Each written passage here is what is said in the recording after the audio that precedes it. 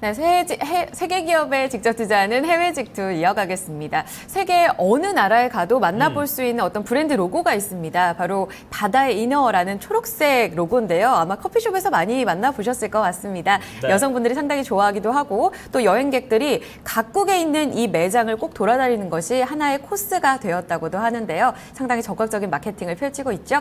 자세한 기업 소개부터 들어보도록 하겠습니다. 네, 오늘 서울의 온도는 31도까지 올라갈 예정이라고 하는데요. 이렇게 무더운 날에는 간절히 생각나는 것이 있습니다. 바로 시원한 아이스 커피인데요.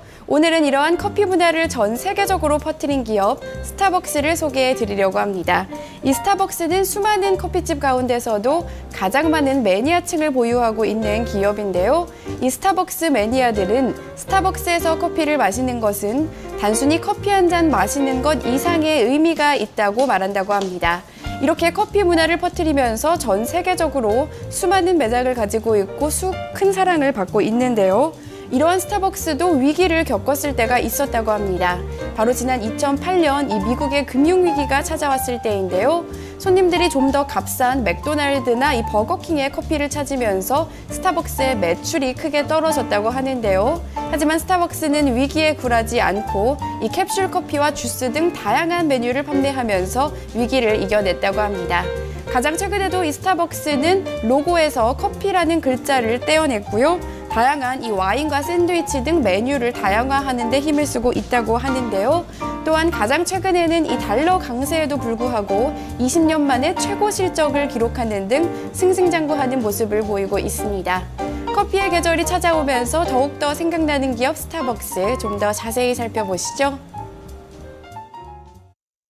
자, 어이지 앵커가 아까 뭐 여성들이 상당히 좋아하는 브랜드다 이렇게 얘기했는데 남성들도 좋아합니다. 저도 커피 상당히 좋아하기 때문에 해외 나가면은 사실 이제 스타벅스만큼 이제 검증된 어떤 품질을 갖고 있는 그런 기업이 드물기 때문에 웬만하면 이제 가장 눈에 잘 띄는 그 스타벅스 매장에 가서 이제 커피를 마시는데 자, 그래 요즘 스타벅스 이제 한동안은 뭐 한풀 꺾였다 이런 얘기가 들렸는데 20년 만에 또 최고 매출을 기록하는 그런 모습을 보여주면서 다시 살아나는 모습을 최근에 보여주고 있습니다. 자세한 투자 매력도도 이 시간 짚어보도록 하겠습니다. 자, 키움증권 방은규 연구원 연결해 보도록 하겠습니다. 안녕하세요, 연구원님.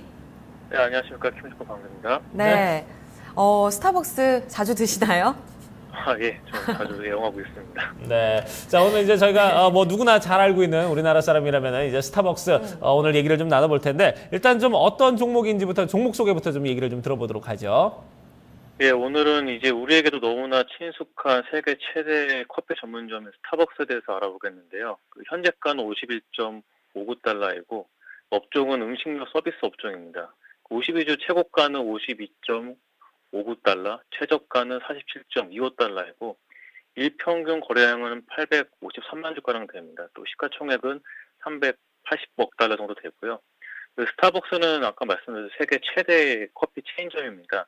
풀타임 직원 수만 약 19만 명에 달하고 또 64개국에서 현재 2만 개가 넘는 커피 매장을 운영하고 있습니다. 스타벅스의 이름은 소설 모비딕에 등장하는 커피를 좋아하는 고래잡이 배 피쿼드의 선장이 스타벅에서 유래되었다고 하는데요. 또 스타벅스의 로고에 대해서 한 번쯤 궁금해 하셨을 겁니다. 그 로고 속의 여인은 그리스 신화에 나오는 세이렌이라는 괴물이라고 합니다. 세이렌은 바다에서 아름다운 노래로 이제 남자들을 유혹해 잠들게 해서 잡아먹거나 죽이는데 세이렌을 로고에 삽입한 이유는 스타벅스 커피에 홀려서 자주 방문하게끔 만들겠다는 의미가 있다고 합니다. 이 이너 세이렌이라는 이너에 홀려서 스타벅스에 자주 오게끔 만들겠다라는 의미, 정말 전 세계인이 이렇게 홀릴 줄 누가 알았겠습니까? 네. 상당히 많은 사람들에게 사랑을 받는 브랜드인데요. 로고에 대한 재미있는 이야기도 해주셨는데 이 기업이 어떻게 커왔는지 산업 성장 스토리도 좀 들려주시죠. 예, 스타벅스는 1971년 시애틀 파크 플레이스 마켓에 1호 매장을 오픈하면서 시작을 하였습니다. 창업자는 고든 버커, 제럴드 제리, 볼드원, 지브 시글은 이제 샌프란시스코 대학 동창이었고 서로 커피 애호가인 이 세 사람은 시애틀에 정착하면서 커피와 관련된 모임을 지속하게 되었습니다. 본인들이 선호하는 아라비카 원두가 구하기 쉽지 않아서 본인들이 직접 아라비카 원두 판매점을 열기로 뜻을 모아서 각자 $1만 투자해서 커피 원두와 차, 향신료 등을 판매하는 커피 전문점을 직접 오픈하게 됩니다. 스타벅스는 그 현재 모습처럼 커피 음료를 판매하는 회사가 아니었고 처음에는 커피 원두를 판매하는 회사로 시작을 하였습니다. 그러다 1982년 스타벅스 영업담당 이사로 취임한 하워드 술추가 이탈리아 밀라노를 다녀와서 이탈리아 사람들이 거리에서 이렇게 에스프레소를 즐기는 모습을 보면서 이 문화를 미국에도 적용시켜야겠다는 생각을 가지고 돌아와 미국의 그 경영진에게 매장 내 에스프레소 바를 운영하겠다고 제안을 했습니다. 하지만 경영진들은 그 당시 거절을 했고 그 당시에 커피 문화는 집에서 만들어 먹는 것으로 여겨졌기 때문에 하워드 슐츠 제안은 쉽게 받아들여지지 않았습니다.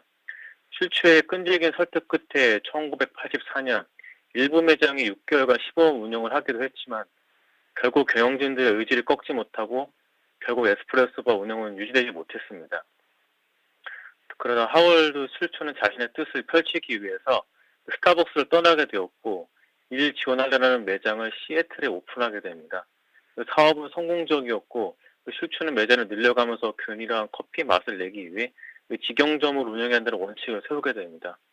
1987년 하워드 슐츠는 투자자들의 도움을 받아서 결국 스타벅스를 인수하게 되었고 인수한 뒤 스타벅스 매장에서도 직접 커피를 만들어 판매하게 됩니다. 스타벅스 매장도 점점 늘어나게 되었고 첫 번째 해외 매장은 캐나다 밴쿠버에서 오픈하였습니다. 미국 내에서도 계속 매장을 늘려나갔고 하워드 슐츠가 일전에 일 지원할래를 운영하며 세운 직영점 운영 원칙으로 모든 매장이 직영점으로 운영되었습니다. 1992년 스타벅스는 나스닥에 주식을 상장시켰고 매장 수는 계속해서 늘어갔고 늘어나는 커피 수를 맞추기 위해서 로스팅 공장을 추가로 설립하고 수요를 맞춰 나갔습니다. 2000년 들어서는 매장 수가 기하급수적으로 늘어나며 현재는 2만 개가 넘는 매장이 운영되고 있습니다. 한국에도 1999년 2대 1호점을 시작해서 지난해 말 기준으로 전국에 720개 매장이 운영 중이고 서울은 뉴욕을 제치고 세계에서 스타벅스 매장이 가장 많은 도시의 1위에 선정이 되기도 했습니다. 그래요. 자, 스타벅스 어떻게 보면은 이제 시애틀을 커피의 도시로 만든 가장 이제 공신이 아닌가 하는 생각이 드는데, 자 이렇게 하다가는 뭐 스타벅스가 지금 우리나라에 지금 매장이 가장 많다고 하면은 본사를 꼭 이제 서울로 옮기려고 하지 않을까 이런 생각이 들 정도인데, 자 그래요. 지금 현재 이제 투자 포인트들도 이제 좀 살펴보도록 하겠습니다. 일단 뭐 종목 수익률부터 좀 최근에 어떻게 좀 흘러갔는지 알아보도록 하죠. 3년 사이에 좀 종목 수익률 어땠습니까? 예, 3년 수익률을 보시면은 89.1%로 높은 수익률을 보여주고 있고요. 1년 수익률도 40%를 넘고 있고, 지속적으로 안정적인 수익률을 보여주고 있습니다. 그다음에 실적을 보시면은 실적은 2013년 잠시 주춤했던 모습을 보이긴 했지만 전반적으로 뛰어난 실적을 보여주고 있습니다. 스타벅스는 또 이번 분기 실적 발표를 통해서 상장된 이후에 최고 분기 실적을 발표했는데요. 전년 동기 대비 18% 증가하며 두 자릿수 성장을 보였습니다. 전문가들이 예상치 크게 웃도는 깜짝 실적을 발표하면서 그 이후로는 고가의 신제품 음료 출시와 빵이나 샌드위치 같은 음식 매출이 늘어났기 때문이라고 이제 밝혔습니다. 스타벅스는 고가의 음료와 새로운 레시피 음식으로 이제 고급화 전략 계속해 나갈 것이라고 밝혔는데요. 또한 성장 가능성이 풍부한 중국과 아시아 지역 등 신흥 시장들을 계속적으로 공략하고 있어서 이러한 분위기는 한동안 이어질 것으로 예상이 됩니다. 강달러에도 불구하고 이 같은 최고 실적을 다시 한번 경신해 내면서 올해 그리고 앞으로도 상당히 좀 기대가 되는 기업인데 네. 투자 포인트 직접적으로 한번 또 살펴보도록 할게요. 얼마 전에 스트리밍 업체를 또 인수했다는 소식도 들려오던데 이 부분에 대한 기대감도 크더라고요. 앞으로 어떤 부분을 좀 기대할 수 있을지 정리해 주시죠. 예. 먼저 이제 스타벅스 운영비 중에 가장 큰 부분을 차지하는 것은 커피 원료인 원두입니다. 최근에 인도에 내린 폭우로 아라비카 커피 생산량이 20% 증가할 것으로 예상되고 있고, 원두의 최대 생산지인 브라질에도 많은 양의 비가 내렸고, 비와 함께 여름철도가 빠른 성장 속도를 가져오면서 커피 수확에 긍정적인 영향을 미치면서 원두 가격 하락을 유도했습니다. 차트를 보시면 아시겠지만 작년 12월부터 내림세를 계속 보이면서 지금까지 계속 가격이 하락하고 있는 모습을 보이고 있습니다. 올해 많은 강수량과 따뜻한 날씨로 원두 생산량이 늘어날 것으로 예상되는 만큼 원두 가격이 반등하기 쉽지는 않아 보입니다. 이러한 원두 가격 하락 속에서도 아메리카노 가격은 오히려 상승했고 인건비도 아메리카노 가격 상승 이후 변동이 없는 상태입니다. 이러한 부분들이 영업 이익 개선으로 연결될 여지가 많아 보이고, 또 스타벅스 주가는 원두 가격 변동에 민감하게 반응하기 때문에 커피 선물 가격을 통해서 스타벅스의 주가에 앞으로 방향성에 대해서도 예측할 수가 있겠습니다. 또 이번에는 스타벅스가 추진하고 있는 주요 사업에 대해서 알아보겠는데요. 스타벅스가 중국의 인스턴트 커피 시장에 본격적으로 뛰어들었습니다. 중국의 식음료 제조업체인 팅이홀딩과 제휴를 맺고 중국에서 프라푸치노병 제품군을 늘릴 것이라고 전했습니다. 스타벅스는 중국 내 1,700개 정도 매장을 운영 중입니다.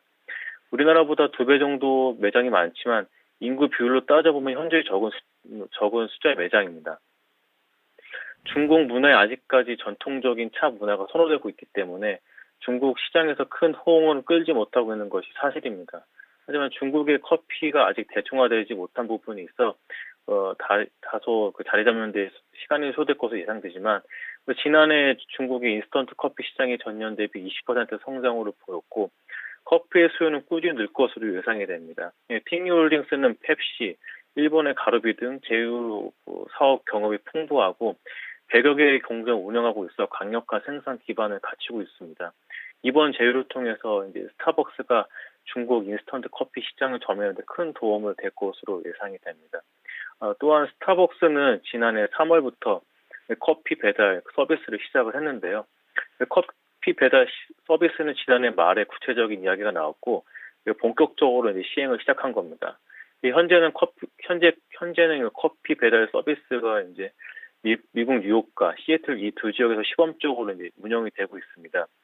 뉴욕의 엠파이어 스테이트 빌딩에서 이제 같은 빌딩 안에는 매장에서 사무실에 커피를 배송하는 형식이고, 스타벅스의 고향인 시애틀에서는 전문 배송 업체를 선정해 각 가정으로 배달하는 기존의 배달 방식을 사용하고 있습니다. 주문은 인터넷이나 모바일로 가능하고, 이러한 서비스 매출 확장에 도움되고 확장에 도움이 될 것이라 기대를 하고 있어 서비스 지역을 점차 늘려간다는 계획을 갖고 있습니다. 또 방금 말씀해 주셨던 스타벅스가 이제 음악 스트리밍 서비스 스포타피아와 이제 제휴를 맺는다고 전격 발표를 했습니다. 스포티파이 가입자들은 스타벅스에서 이제 음료를 주문하면 받을 수 있는 별 포인트를 이제 얻을 수 있게 됐는데요. 스타벅스의 별 포인트는 고객 유치 및 충성심을 유도하는 도구로 사용되어 왔습니다. 이러한 별 포인트를 활용해서 스타벅스와 스포티파이 둘 모두에게 더 성장할 수 있는 핵심적 역할을 할 것으로 예상이 되고 있습니다. 음료를 마신 별 포인트는 이제 음악을 들을 수도 있고, 또 음악을 들으면서 얻은 별 포인트로 음료 무료 쿠폰을 얻을 수도 있습니다. 기존의 스포티파이 고객들이 이제 별 포인트를 받아 무료 음료 쿠폰을 사용하기 위해서 스타벅스 매장 방문을 유도를 하게 되면서 그 무료 음료 쿠폰을 사용하면서 이제 빵이나 쿠키를 추가로 구매할 확률이 높이고 매장 내에서 본인이 원하는 음악을 들으면서 커피를 즐길 수 있게 한다는 목적을 가지고 있다고 스타벅스는 밝혔는데요. 이 서비스는 올 여름 미국 내 매장에서 우선적으로 서비스를 시작하고 캐나다와 영국 등으로 서비스를 확장해 나갈 계획을 가지고 있습니다. 또 함께 이제 공격적으로 매장을 늘려가고 있는데요. 스타벅스는 특히 중국과 아시아 지역을 집중적으로 공략하고 있습니다. 그러면서 지난 3개월 동안 210개 매장을 3개 추가로 오픈시키기로 하였습니다. 자, 이렇게 스타벅스의 어떤 사업성에 대해서 저희가 지금 계속해서 좀 살펴봤습니다. 뭐 최근에는 이 직원들에 대한 어떤 장학금까지 지원한다는 뭐 이런 부분에 대해서까지 이슈가 됐던 그런 스타벅스인데, 자, 그러면 이제 외국계 기관들은 지금 이 스타벅스에 대해서 좀 어떤 투자 의견을 좀 보여주고 있는지 이 부분, 그리고 장기적으로 좀 어떤 전략을 좀 세우면 좋을지 차트를 보면서 얘기를 좀 같이 좀 해주셨으면 좋겠습니다. 예, 7개 투자 기관 의견을 보시면은 매수 27, 보유 7, 그다음에 매도 의견은 없습니다. 외국계 기관 전문가들은 매수 의견을 대부분 동의하고 있는데요. 해외 사업 확장 부분을 긍정적으로 평가하고 있습니다. 특히 아까 말씀드렸듯이 중국 시장 공략에 관심을 보이고 있습니다.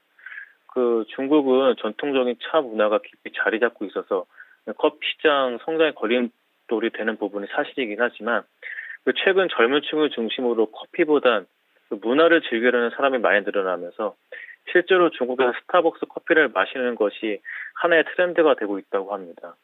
우리나라에도 처음 스타벅스가 들어왔을 때 다소 비싼 커피 가격으로 그 부정적인 시선이 많았지만 현재는 커피 문화가 생활 속 깊이 들어왔고 커피 가격에 집중하기보다는 커피를 마시는 장소와 또 그 문화를 즐기려는 사람들이 늘어나면서 정착을 하게 되었습니다. 우리나라의 모습 보았을 때도 중국 시장은 앞으로 더 기대되는 시장이라 스타벅스 성장의 디딤돌이 될 것으로 예상하고 있습니다. 또 장기적인 전력을 차트를 보시면은 그 중기 상승 추세선의 지지를 받으면서 계속 상승하는 모습을 보이고 있습니다. 지난 4월 실적 발표 고점을 찍은 뒤 저항을 받으면서 현재 탄력적인 움직임은 보이지 않고 단기적인 박스권에 갇혀 있는 모습을 보여주고 있습니다. 그러나 단기 하락 추세선을 넘어간 상태에서 행보의 흐름이 나올 때 거래량이 많이 실리지 않았고 또 매도세가 강하지 않은 모습을 보여주고 있고 또 상승 추세선과 21선의 지지가 있어 쉽게 하락할 것으로 보이진 않습니다. 49달러, 52달러 안에서 한동안 박스권 모습은 지속될 것으로 예상되지만 거래량이 실리면서 강한 매수세가 한 번 더 나오게 된다면 52달러를 돌파하면서 박스권을 벗어나 최고치를 다시 한번 경신할 것으로 예상이 되고 있습니다. 알겠습니다. 오늘도 좋은 말씀 고맙습니다. 네, 감사합니다. 네, 자 지금까지 키움증권 방규 연구원과 얘기를 나눠봤고요. 스타벅스에 대해서 오늘 얘기를 나눠봤습니다. 자 이렇게 해서 해외 직투까지 토마토 모닝쇼 2부 순서 이제 마무리 짓도록 하고요. 저희 잠시 후 3부에서 다시 뵙도록 하겠습니다.